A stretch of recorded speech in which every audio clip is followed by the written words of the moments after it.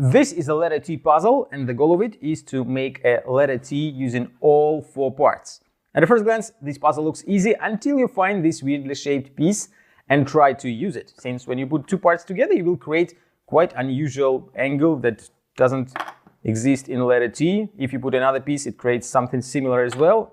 When you add this tiny piece, you will create something a little bit similar to letter T, but when you add more parts, you will find that you're creating a monster, but not letter T. And you will be surprised to know where you have to put this piece in the final assembling. You have to put 3 parts together like so, and then you add the last one in the middle, and the letter T is assembled.